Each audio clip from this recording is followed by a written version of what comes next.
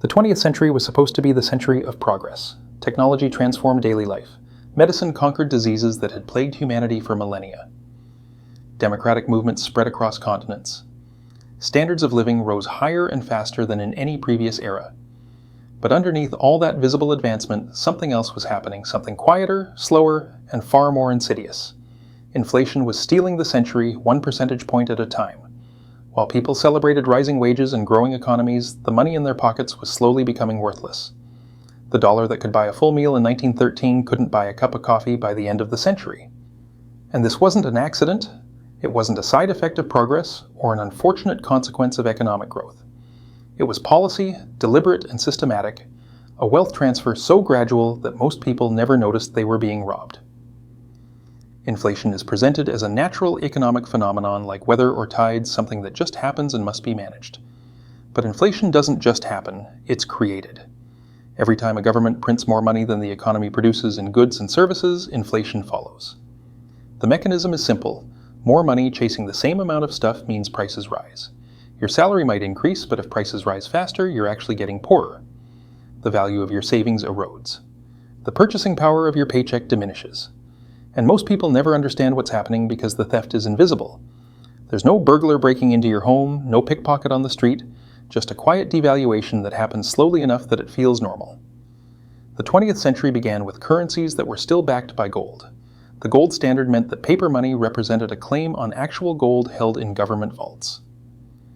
This imposed discipline.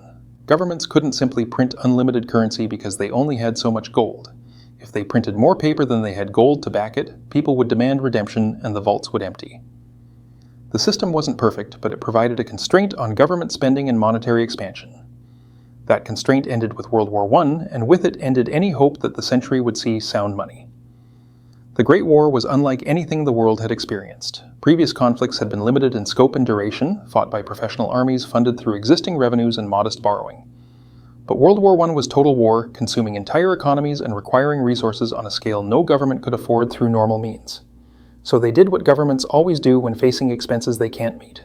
They printed money. Britain, France, Germany, and Russia all suspended the gold standard to finance the war, allowing them to print currency without the constraint of gold reserves. Soldiers, supplies, weapons, and munitions were paid for with freshly created money. The war effort demanded it, and patriotism justified it. The consequences became visible as soon as the war ended. In Britain and France, prices had roughly doubled during the war years. In Germany, things were far worse. The Treaty of Versailles imposed massive reparation payments on Germany, compensation for war damages that the German economy could never realistically pay. The government faced an impossible choice: default on the reparations and face occupation, or print money to pay them. They chose the latter. The printing presses ran day and night, creating trillions of marks, and what followed became history's most famous example of hyperinflation, a warning that would be studied for the next century but somehow never truly learned. In 1914, 4 German marks equaled $1 US. By 1923, it took 4.2 trillion marks to buy a single dollar. Prices doubled every few days. Workers were paid twice daily because waiting until the end of the day meant their wages would be worthless. People carried money in wheelbarrows to buy bread. Children used bundles of worthless banknotes as building blocks. Savings that had taken decades to accumulate vanished overnight. The middle class, the backbone of German society, was utterly destroyed. Those who had lived prudently, saving money in banks and holding government bonds, lost everything. Those who owned real assets, land, factories, and gold, survived or even prospered by buying up distressed property for worthless currency. The social and political consequences were catastrophic. The Weimar Republic, Germany's fragile post-war democracy, was blamed for the disaster. Trust in institutions collapsed. Extremist movements on both the left and right gained support, and into that chaos stepped Adolf Hitler, who rode a wave of resentment and humiliation to power. The hyperinflation didn't cause World War II directly, but it created the conditions that made fascism possible. It destroyed the social fabric, radicalized the population, and proved that monetary policy isn't just economics. It's the foundation of political stability and social order. While Germany's hyperinflation was the most dramatic, it wasn't isolated. Austria, Hungary, Poland, and the Soviet Union all experienced severe inflation in the post-war period. In every case, the pattern was the same. Governments printed money to deal with war debts, reconstruction costs, or political instability, and ordinary people paid the price through destroyed savings and economic chaos. The international gold standard, which had provided monetary stability for decades, was shattered. And while most countries eventually stabilized their currencies, they did so at dramatically devalued levels. The French franc, the Italian lira, the British pound all lost substantial value during and after the war. The era of sound money was over, replaced by managed currencies and government discretion.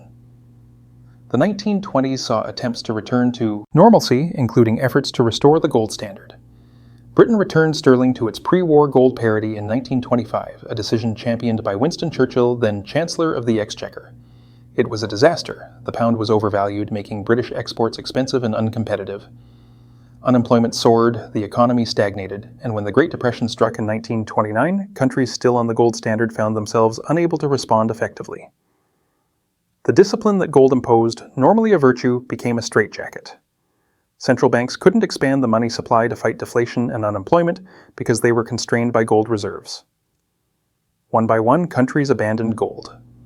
Britain left the gold standard in 1931. The United States followed in 1933 when President Franklin Roosevelt made private gold ownership illegal and devalued the dollar against gold by 41%. The rationale was fighting the Depression, but the effect was inflation by decree.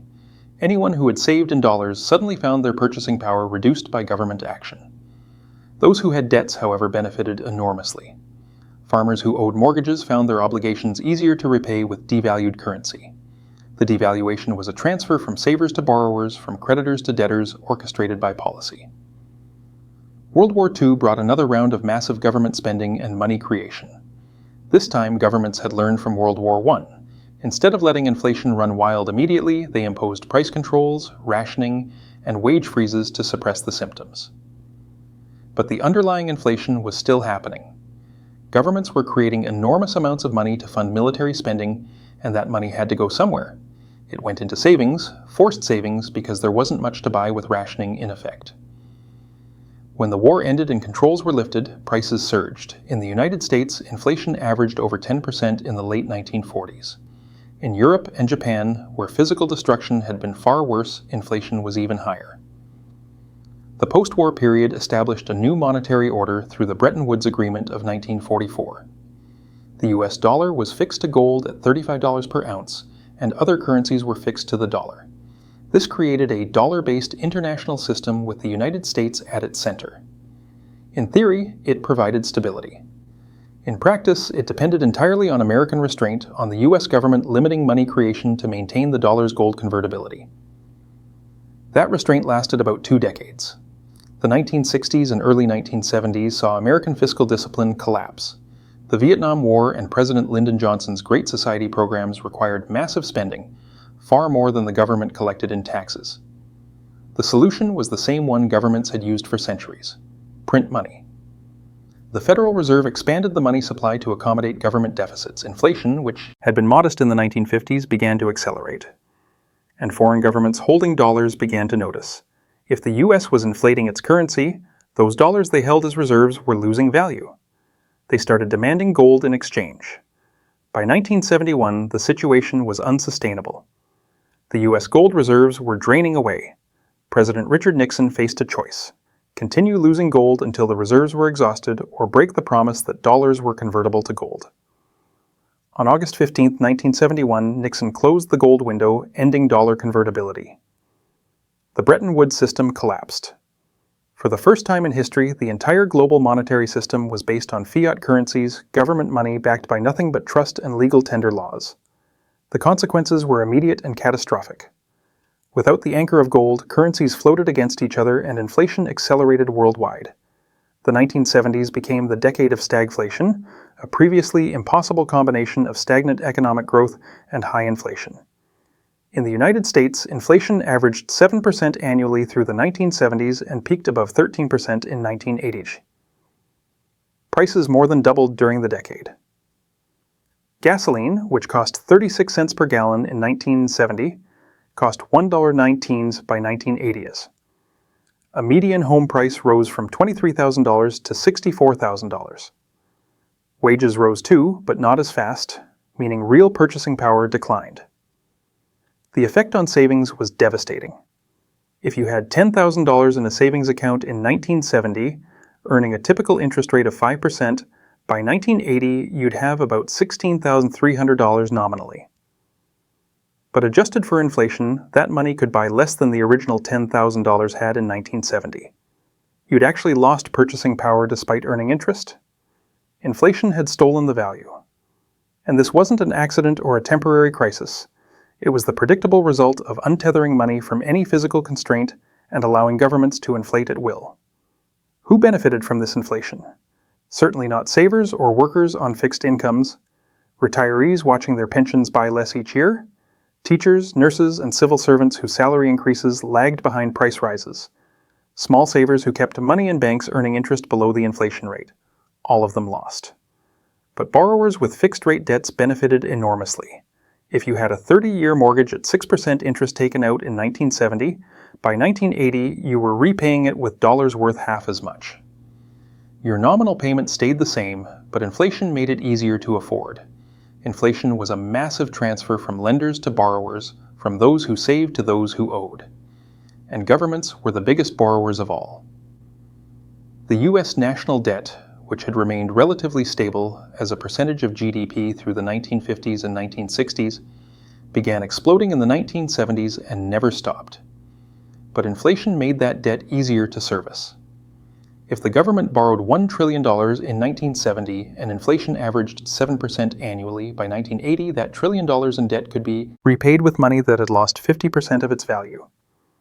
The government had effectively defaulted on half its debt through inflation without ever missing a payment. This is why governments love inflation despite public claims to oppose it. It lets them spend freely, borrow endlessly, and repay in devalued currency. The inflation of the 1970s eventually became politically unsustainable. In 1979, President Jimmy Carter appointed Paul Volcker as chairman of the Federal Reserve with a mandate to break inflation no matter the cost. Volcker did exactly that, raising interest rates to levels not seen before or since. The prime rate hit 21% in 1980. Mortgages carried interest rates above 18%. The deliberate goal was to induce a recession severe enough to crush inflation. And it worked. Unemployment surged above 10%. Businesses failed. But inflation was broken, falling from double digits to around 3% by the mid-1980s. This episode is often celebrated as a triumph of central banking, proof that inflation can be controlled with sufficient will. But it obscures a darker truth. The inflation had been created by policy, by decades of monetary expansion and government deficit spending. And the cure, high interest rates and mass unemployment, was paid for by workers who lost jobs, not by the policymakers who had created the problem. The people who benefited from the inflation, those who borrowed heavily in the 1970s and repaid in devalued currency, kept their gains. The people who suffered from the cure, those who lost jobs in the recession, bore costs they hadn't created. The rest of the 20th century saw lower and more stable inflation in most developed countries, averaging 2 to 3% annually. Central banks adopted inflation targeting, claiming this moderate inflation was optimal for economic growth. But even 2 to 3% inflation compounds over time. At 2.5% annual inflation, prices double every 28 years. A person who retired in 1990 would see their fixed income lose half its purchasing power by 2018. The theft continues, just at a slower pace that's easier to ignore. And the pattern extended globally. Latin America experienced repeated inflation crises through the 1980s and 1990s. Argentina, Brazil, Peru, and others saw inflation rates in the hundreds or thousands of %, destroying savings and destabilizing entire societies. In every case, governments printed money to cover deficits, and citizens paid through destroyed purchasing power. Russia's transition from communism in the 1990s brought hyperinflation that wiped out lifetime savings. Zimbabwe in the 2000s experienced inflation so severe that the currency became worthless, with $100 trillion notes unable to buy a loaf of bread. These extreme cases are often dismissed as failures of bad governance or corrupt regimes, but they're just exaggerated versions of what developed countries do more gradually. The mechanism is identical. Government creates more money than the economy produces and goods prices rise and purchasing power evaporates. The difference is only degree and speed, not kind. The 21st century has continued the pattern. The 2008 financial crisis brought another wave of money creation through quantitative easing, with central banks purchasing trillions in assets with newly created money. The COVID-19 pandemic accelerated this, with governments worldwide printing money on an unprecedented scale. The U.S. money supply increased by over 40% between 2020 and 2021 alone. The predictable result was inflation returning with a vengeance in 2021 and 2022, reaching levels not seen in 4 decades. Once again, the burden fell on ordinary people. Grocery prices surged. Gasoline prices doubled. Housing costs skyrocketed. Wages rose, but not nearly enough to keep pace. And once again, governments blamed everything except their own policies. They blamed supply chains, blamed corporate greed, blamed the pandemic, anything but the trillions of dollars they'd created out of thin air. Meanwhile, asset owners benefited as stock prices and real estate values soared from all that newly created money flowing into investments. The pattern across the entire 20th century is unmistakable.